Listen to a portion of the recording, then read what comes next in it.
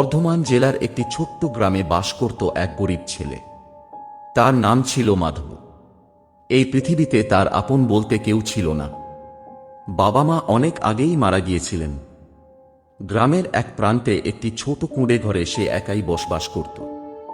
জীবিকা নির্বাহের জন্য মাধব একটি বট তালের বাগানে গিয়ে তাল গাছ থেকে রস সংগ্রহ করত এবং সেই রস বাজারে বিক্রি করে নিজের সংসার চালাত। তবে সেই তালের বাগানের পাশেই ছিল একটি পুরনো কবরস্থান। দিনের বেলায় লোকজন সেখানে যাতায়াত করলেও রাতের বেলা কেউ সেই পথে যেতে সাহস করত না। গ্রামের প্রবীণরা বলতেন ওই কবরস্থানে নাকি অশুভ আত্মাদের বাস। কিন্তু মাধব এসব কথায় বিশ্বাস করত না। একদিন সকালে বাগানে গিয়ে সে লক্ষ্য করল কয়েকটি হাঁড়িতে এক ফোঁটাও রস নেই। সে ভেবেছিল হয়তো কোনো চোর রস চুরি করে নিয়ে গেছে। কিন্তু পরের দিনও একই ঘটনা ঘটল। তার পরের দিনও এভাবে টানা 3 দিন ধরে রস উধাও হতে লাগল। মাধব খুব চিন্তিত হয়ে পড়ল। অবশেষে সে সিদ্ধান্ত নিল আজ রাতেই সে চোরকে হাতে নাতে ধরবে। সেদিন গভীর রাতে একটি লণ্ঠন হাতে নিয়ে সে একাই তালের বাগানের দিকে রওনা দিল। চারদিকে তখন গভীর অন্ধকার। আকাশে চাঁদের আলো নেই, শুধু ঝিঁঝি পোকার ডাক আর ঠান্ডা বাতাসের শব্দ।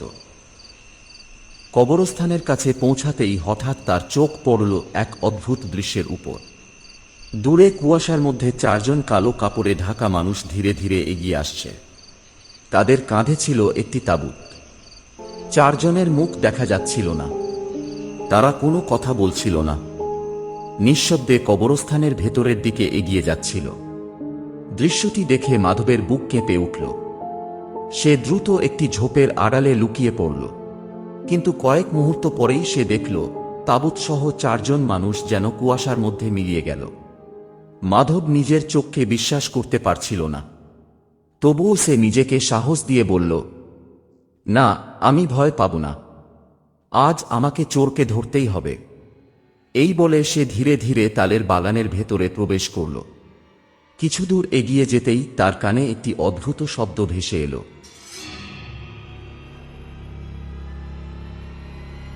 মনে হচ্ছিল কেউ যেন খুব তৃপ্তি করে কিছু পান করছে।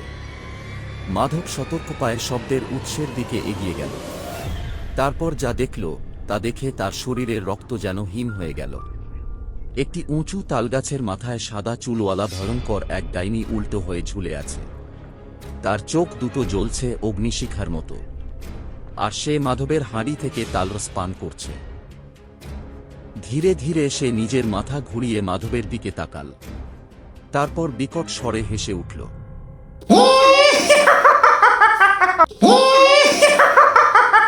সেই হাসির শব্দে পুরো বাগান যেন কেঁপে উঠল। মাধব ভয়ে পাথরের মতো স্থির হয়ে গেল। সে দৌড়াতে পারছিল না, চিৎকারও করতে পারছিল না। হঠাৎ ডাইনিটি উল্টো অবস্থায় তালগাছ বেয়ে নিচে নামতে শুরু করল। কয়েক সেকেন্ডের মধ্যেই সে মাটিতে নেমে এলো। এরপর ভয়ঙ্কর গতিতে মাধবের দিকে ধেয়ে আসতে লাগল। নারায়ণ, নারায়ণ, আমাকে রক্ষা করুন। হে প্রভু, অশুভ শক্তির অবসান আজই হবে।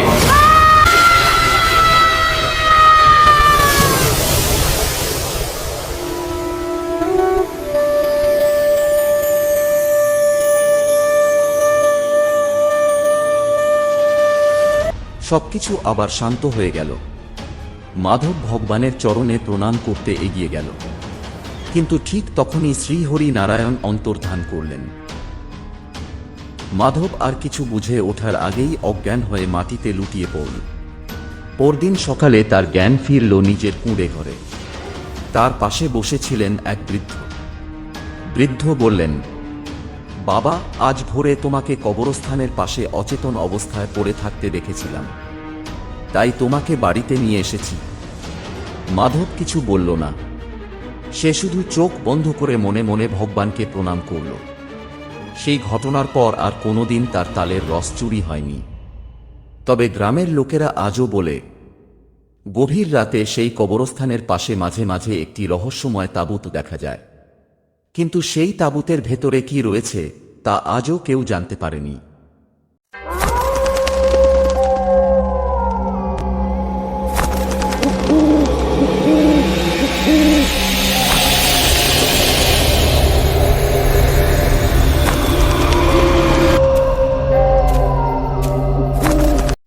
ব্যাঙ্গালোর শহরে বড় অ্যাপার্টমেন্টে থাকতো অরিন্দম।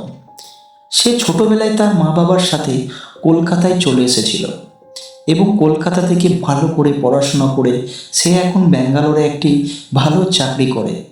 গাড়ি বাড়ি সব রকমই সুযোগ সুবিধা আছে। আজকে অরিন্দমকে বিশাল চিন্তিত করে দিয়েছে তার ঘটে যাওয়া জীবনের কিছু কাহিনী। কারণ আজকে তার কাকা হরিদাস তাকে চিঠি লিখে পাঠিয়েছে। তাদের খারাপ সময়ে তার কাকার জন্য তাদেরকে গ্রাম ছাড়তে হয়েছিল। সেই কাকার আজ চিঠি পেয়ে অরিন্দম খুব চিন্তায় পড়ে গেছে। তাই সে কি করবে কিচ্ছু ভেবে পাচ্ছে না। কারণ তার কাকা চিঠির মধ্যে যেটা লিখেছে, অরিন্দম, আমি জানি তুই হয়তো আমার এই চিঠি পড়ে অবাক হয়ে যাবি। হয়তো আমার ওপর এখনো রাগ করে আছিস। রাগ করাটাই স্বাভাবিক। আমি তোর বাবা আর তোদের সঙ্গে অনেক অন্যায় করেছি। আজ এত বছর পরে আমি সেই ভুলের শাস্তি পেয়েছি। আমার সব শেষ হয়ে গেছে। তোর কাকিমা আর বেঁচে নেই। আমার 2 ছেলেও মারা গেছে। এই বিশাল বাড়িতে আমি একা থাকি। দিনের পর দিন শুধু নিজের পাপের কথা মনে পড়ে। রাতে ঘুম আসে না। মনে হয় তোর বাবার সঙ্গে যা করেছি তার জন্য ঈশ্বর আমাকে ক্ষমা করেননি। আমার শরীরও আর ভালো নেই। আমি জানি না আর কতদিন বাঁচব। তাই আমার শেষ ইচ্ছা, তুই একবার গলিগ্রামে ফিরে আয়। আমার সমস্ত জমি জায়গা আর সম্পত্তি তোর হাতে তুলে দিতে চাই। তারপর আমি শান্তি নিয়ে মরতে চাই। আমাকে মুক্তি দে বাবা। একবার ফিরে আয়। তোর অপরাধী কাকা হরিদাস। চিঠিটি পড়া শেষ করেও অনেকক্ষণ চুপচাপ বসে রইল অরিন্দম। ঘরের মধ্যে এক অদ্ভুত নীরবতা। শুধু দেয়ালে ঝোলানো ঘড়ির টিকটিক শব্দ শোনা যাচ্ছিল। চিঠির প্রতিটি লাইন তার মাথার ভেতর ঘুরপাক খাচ্ছিল। হঠাৎ তার চোখের সামনে ভেসে উঠল বহু বছর আগের একটি দৃশ্য। সে তখন মাত্র 5 বছরের শিশু। সেদিন তাদের গ্রামের বাড়ির উঠোনে ভয়ঙ্কর ঝগড়া হচ্ছিল। তার কাকা চিৎকার করছিল। তার মা চুপচাপ দাঁড়িয়ে কাঁদছিলেন। আর তার বাবা মাথা নিচু করে সব শুনছিলেন। সেই রাতেই তারা গ্রাম ছেড়ে কলকাতায় চলে গিয়েছিল। তারপর আর কখনো গলিগ্রামে ফিরে যায়নি। অরিন্দম মাথা নিচু করে বসে রইল। একদিকে পুরনো অপমান, অন্যদিকে একজন অসহায় বৃদ্ধ মানুষের অনুতাপ। সে বুঝতে পারছিল না কি করবে। যাবে নাকি যাবে না। রাত যত বাড়ছিল তার মনের অস্থিরতাও তো বাড়ছিল। অবশেষে গভীর রাতে সে সিদ্ধান্ত নিল, যাই হোক একবার তাকে ফিরতেই হবে। পরদিন ভোরে ট্রেনে উঠে বসল অরিন্দম। দীর্ঘ যাত্রার পর বিকেলের দিকে সে বর্ধমান পৌঁছাল। সেখান থেকে গাড়িতে করে গলিগ্রামের দিকে রওনা দিল। প্রায় 25 বছর পর সে নিজের গ্রামে ফিরছে। গ্রামের রাস্তা ধরে যেতে যেতে তার বুকের ভেতর অদ্ভুত একটা অনুভূতি কাজ করছিল। চারপাশে সবকিছু বদলে গেছে, তবুও কোথাও যেন শৈশবের স্মৃতি লুকিয়ে আছে। অবশেষে সে পৌঁছালো তাদের পুরনো বাড়ির সামনে। বাড়িটা আগের চেয়েও বড় লাগছিল, কিন্তু কোথাও কোনো মানুষের শব্দ নেই। চারপাশ নিস্তব্ধ। বাতাসে কেমন একটা অদ্ভুত গন্ধ। সত্যি কখনো ভাবতে পারিনি নিজের গ্রামে এসে এত সুন্দর একটা শান্তি অনুভূতি হবে। এরপর কাকাকে ডাকা যাক। কাকা, আমি অরিন্দম। তুই এসেছিস বাবা? তারপর তাকে বাড়ির ভেতরে নিয়ে গেল। সেই রাতে অনেকক্ষণ ধরে তারা কথা বলল। হরিদাস তাকে জমি জায়গার কাগজপত্র দেখাল। কোন জমি কোথায় আছে সব বুঝিয়ে দিল। শেষে ক্লান্ত গলায় বলল, এরপর আমি শান্তি পেলাম বাবা। আমার মুক্তি হবে এরপর। কিন্তু আমি এই সম্পত্তি নিয়ে কি করব? তুই যা খুশি কর বাবা, কিন্তু আমাকে মুক্তি দে। বিক্রি করে দে, না হলে তুই নিজে এখানে থাক। অন্তত আমার এই পাপের বোঝা থেকে আমাকে মুক্তি দে। কথাগুলো বলার সময় বৃদ্ধ মানুষের চোখে যেন এক অদ্ভুত শান্তি দেখা যাচ্ছিল।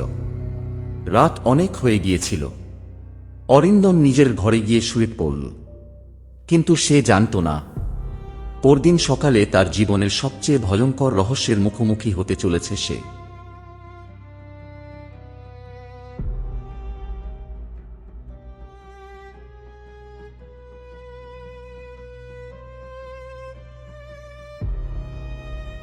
পরদিন সকালে পাখির ডাক শুনে তার ঘুম ভাঙল। ঘড়ির দিকে তাকিয়ে দেখল সকাল 8টা। এখন কি কাকাকে ডাকবো? কাকাকে ডাকা কিন্তু ঠিক হবে না, তিনি বৃদ্ধ মানুষ। যাই, গ্রামের দিকে গিয়ে কোনো চায়ের দোকান পাই নাকি, সেখানে গিয়ে একটু চা খেয়ে নেব। এখানে যে বাড়ির সামনে দাঁড়িয়ে আছে ইনি হচ্ছেন অমরেশ কাকা। আমি ছোটবেলায় এনাদের বাড়িতে এসে খুবই খেলা করতাম। জানি না কাকা আমাকে চিনতে পারবে কিনা। কাকা কেমন আছো? আমাকে চিনতে পারছো কাকা? আমি অরিন্দম, হরিদাস কাকার ভাইপো আমি। আমার বাবা হচ্ছে শম্ভু, যে তোমার বন্ধু ছিল। আমাকে চিনতে পারছো না? আমি এখানে ছোটবেলায় খুব খেলা করেছি। কাল এখানে আমি রাত্রেবেলায় এসেছি কাকা। আরে অরিন্দম বাবা, ভালো আছো? আমি তোমাকে চিনতে পারিনি বাবা, কিছু মনে করো না। তোমার বাবা আমার খুব ভালো বন্ধু ছিল। তোমার বাবাকে আমি কত বুঝিয়েছিলাম এটার জন্য কেস লড়তে, কোর্টে যেতে, কিন্তু তোমার বাবা আমাদের কোনো কথা শোনেনি। কিন্তু তুমি এখন হঠাৎ এখানে কেন? তুমি কি তোমার হরিদাস কাকার মৃত্যুর খবর নিতে এসেছো বাবা? হরিদাসের মৃত্যু কিন্তু খুবই ভয়ানক একটা কারণে হলো। তাবুত, এই তাবুত অভিশপ্ত তাবুত। অরিন্দম কাকার মৃত্যুর কথা শুনে চুপচাপ ওখান থেকে চলে এলো। কারণ অরিন্দম মনে মনে ভাবলো, তাহলে কি আমি কাল রাতে যার সাথে কথা বললাম, যে আমাকে জমি জায়গার কথা বলল, তাহলে সে কে ছিল? অরিন্দম তাবুতের কথা শুনে অবাক হয়ে গেল এবং মনে মনে ভাবল যে এই তাবুত জিনিসটা কি, এটা আমাকে জানতেই হবে। ছোটবেলায় বাবার কাছে সে তাবুতের ভৌতিক ঘটনাটা শুনেছিল। সে আর কিচ্ছু ভেবে পাচ্ছিল না। সে মনের মধ্যে জিদ ধরল যে এই তাবুত জিনিসটা কি, আমি তা খোঁজ অবশ্যই নেব। সে ঘরের মধ্যে অনেকক্ষণ বসে বসে ভাবল কি করে জানবে এই তাবুতের রহস্য। তারপর সে মনে মনে ঠিক করলো, আমি ওই জঙ্গলে যাব। ওই জঙ্গলে গিয়ে এই তাবুতের শেষ দেখেই ছাড়ব। ভাবতে যতক্ষণ, কাজ করতেও ততক্ষণ। অরিন্দম সঙ্গে সঙ্গে উঠে সে জঙ্গলের দিকে রওনা দিল। কিন্তু সে জানে না যে জঙ্গলে তার জন্য কি অপেক্ষা করে আছে। হয়তো এই বিষয়টা যদি সে জানতো, সে কোনো দিনই ওই জঙ্গলে যেত না। কিন্তু এরপরে যা ঘটতে চলেছে সেটা সে কোনোদিনও ভাবেনি যে তার সাথে এমন কিছু হবে। সে দুঃখ কষ্ট নিয়ে হঠাৎ করে জঙ্গলের মধ্যে থেমে গেল। সে কিছু একটা শুনতে পেল। তারপরে সে ওখান থেকে গিয়ে একটা গাছের আড়াল খুঁজতে লাগলো, যেখানে ও লুকিয়ে লুকিয়ে এটা দেখতে পাবে। একটা বড় পিপলের গাছের কাছে গিয়ে সে লুকিয়ে পড়ল। তারপর যা ও দেখলো সেটা ও কোনোদিনও ভুলতে পারবে না। 4 জন মানুষ গোটা শরীরে কালো কাপড়ে ঢাকা একটা তাবুত কাঁধে করে নিয়ে আসছে। অরিন্দম চুপচাপ হয়ে বসে রইল এবং সে দেখলো তারা ওইদিকে চলে গেল। তারপর হঠাৎ তার সামনে এসে ওই 4 জন ভূত তাকে ঘিরে ধরলো এবং তাকে মারতে চাইলো। ঠিক সেই সময় হলো চমৎকার, একজন সাধু বাবা এসে অরিন্দমকে বাঁচিয়ে নিল। অরিন্দম সাধু বাবার কাছে চুপ করে পড়ে রইল, আর সাধু বাবা তার মন্ত্র শক্তি দিয়ে সেই 4 জন ভূতকে শেষ করে দিল। অরিন্দম, তুমি এই জঙ্গলে আর কোনোদিন এসো না। এই তাবুত তোমার পুরো বংশকে শেষ করে দিয়েছে এবং তোমাকেও করে দেবে। তাই আমি তোমাকে বলছি, তুমি এই গ্রাম ছেড়ে চলে যাও, আর কোনোদিন এখানে এসো না। অরিন্দম জোরহাত করে সাধু বাবাকে প্রণাম করে ওখান থেকে চলে এলো। অরিন্দম চলে আসার পরই সাধু বাবা আচমকা উধাও হয়ে গেল। অরিন্দম তারপর সে সমস্ত কিছু জমি জায়গা বিক্রি করে আবার ট্রেন ধরে সে ব্যাঙ্গালোরের দিকে রওনা দিল। আর সে এটা ঠিক করে নিল সে আর কোনোদিন তার গ্রামে ফিরবে না। কারণ তার আর গ্রামে ফেরার মতো কিছুই রইল না, না তার পরিবার, না তার কাকা জ্যাঠা কেউ। আজ অরিন্দম পুরো একা হয়ে গেল।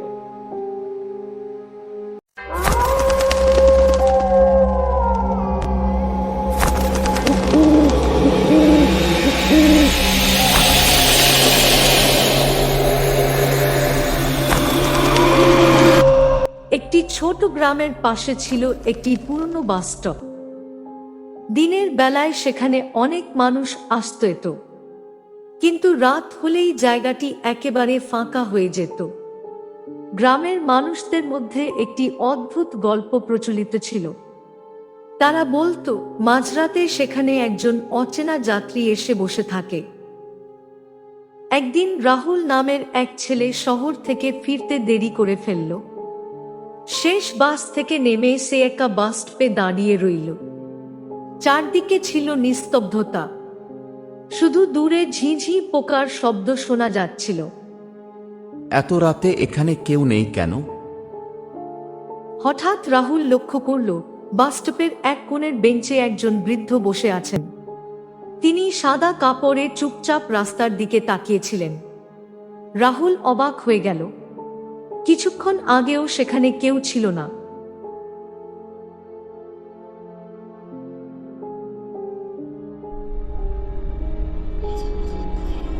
কাকু, আপনি কি বাসের জন্য অপেক্ষা করছেন? হ্যাঁ, আমি তোমার জন্য অপেক্ষা করছিলাম।